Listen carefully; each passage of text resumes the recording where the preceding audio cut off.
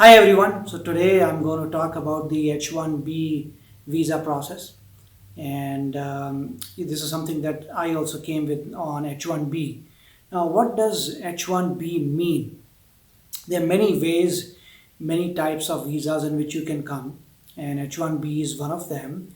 You typically need a bachelor's degree or more to get qualified for H1B. Now, again, I'm talking about the time when I came, which was in 1990s, but the law keeps on changing, but the basic things are not going to change.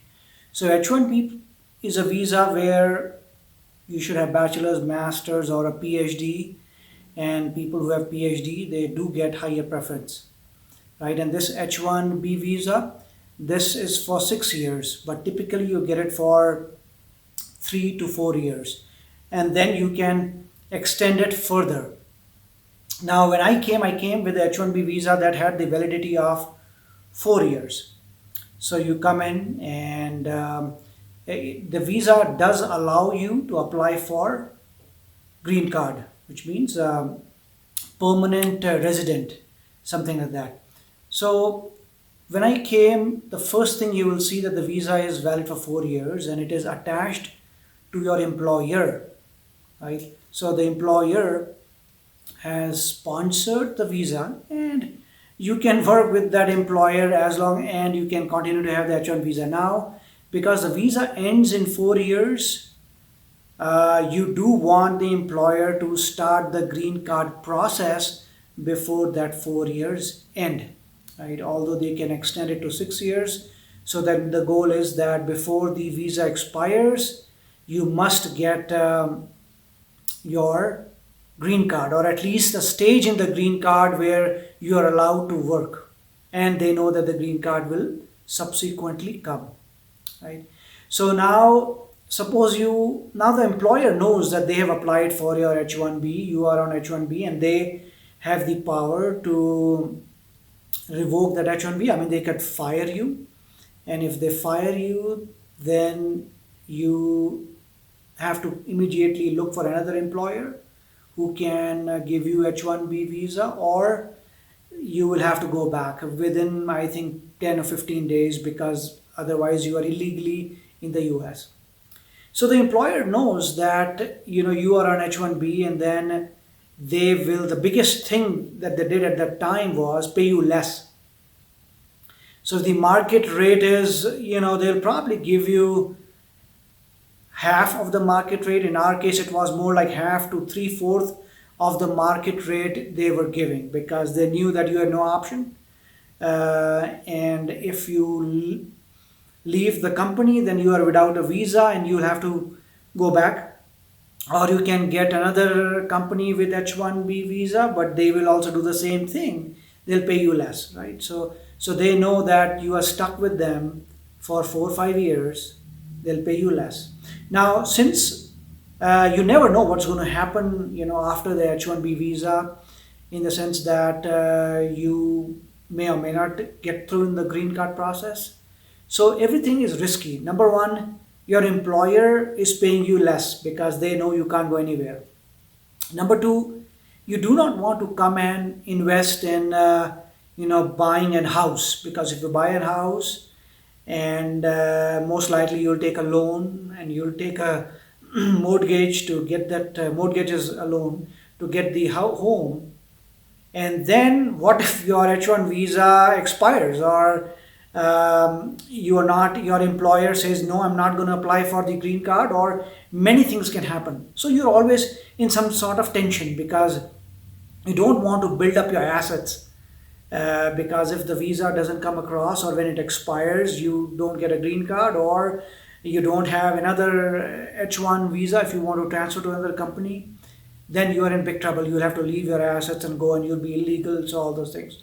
So, but the beauty of H1B is that your wife can come in as H4 from day one. It's not like she cannot come. So when you're coming on H1, you apply H4 for your spouse, and she can come along, and after some time she can also get the permit to work. So she's on H4 and she can also work, and I believe it's called the EAD card. So you have to apply it at a certain stage of the H1B. You get the EAD card, right? So she gets a EAD card, she can work, and then she's on H4 and you're on H1, and H1 allows you to become a permanent resident. Now, the only drawback in all this, as I said, is you don't want to acquire assets, right? You don't want to buy things because everything is in limbo. You don't know what's going to happen. And the fact that you will be earning less because the employer is going to give you less, they know that you are stuck for 4 years. So in my case, like there was no salary increase, there were no promotion, nothing for the first 4 years because the employer knew that you are stuck with them. And that is the biggest problem. Of course, and the employer only has to apply for the green card. So after 4 or 5 years, the employer was happy and they said, okay, I kept on telling them, I need to apply for the green card because my time is going to end. So they did apply. After a lot of pressure, they applied for the green card, and then thankfully the green card came, there was a certain amount of period. So I would say in the 5th or 6th year, the green card came. And at that point, the first thing that I did was leave that employer and go to some other employer, because these guys obviously were, kind of abusing you by not giving you the market rate. So the first thing was get the green card, leave the employer and change the company. And after getting that process, then you have to stay in the US for, I think, around 5 years, after which you can apply for citizenship. And that will also take, a couple of years to get. So the whole process of coming in H1B and then getting to be a citizen will take between 10 to 12 years. And that too when everything goes smooth. In our case, the H1, the green card process got delayed because at one point my company got blacklisted, in the sense that US said, hey, you are sending too many H1B visas, you are sending too many people with H1B, and you are not following up with all the documents. And of course, the company has to have a lawyer. The lawyer has to be really good, and that lawyer is the one who's processing all your documents. So they said that you guys have not filled all the documents. So they blacklisted the company for 2 years. So everybody was screwed, and nothing could be done. Then eventually they came out of the blacklisting and the process started to move along. And finally, I remember, I think I only had very little time for the visa to end, but I did get the provisional green card saying that, okay, now you can stay for a long time. And that's how barely we made it. And again, once the green card is done, then everybody knows that you leave the employer looking at if your employer has been good all along, they have been promoting you and giving you salary that is at market rate, then that's great. But in those times, in 1990s, that was not the case. They wanted to hire people with H1B so that they can pay them less, so they can get the job done by paying very little. So that was a kind of method that they used to use just to be profitable. And that was really, the whole story from H1B. But the beauty of this is that, it, as I said before, it allows you to, it's a dual nature, in the sense that it tells you can go back or you can petition and apply for a green card. So it has a lot of power in that sense, that you can become a permanent resident and become a citizen just if you came from H1B. And again, if you have a PhD, then your processing will be faster. If you have masters, it will be a little bit better than the bachelor's. So bachelor's is the normal speed, which is kind of, it may take 4 to 5 years before they can before you start seeing some progress on the green card, right? And if you want to go back, then that's fine. You just do your H1B, and when it finishes, you go back. Or you can also apply to another company that says, I can apply H1B for you. So you transfer and go into that. But I didn't want to take a risk. Why? Because after 3 or 4 years, they had applied for the green card. So at that time, it doesn't make sense to change the employer and reset the H1B process, right? You'll waste those 4 years. So you get stuck with that employer. It doesn't matter, they don't pay you, they don't promote you, doesn't matter, stick with them, get your green card, and then you can leave them if you feel that they were not paying enough. So this was really the whole thing. And people have asked me, is it risky? Yeah, it is risky, right? Because you are just temporarily on a visa.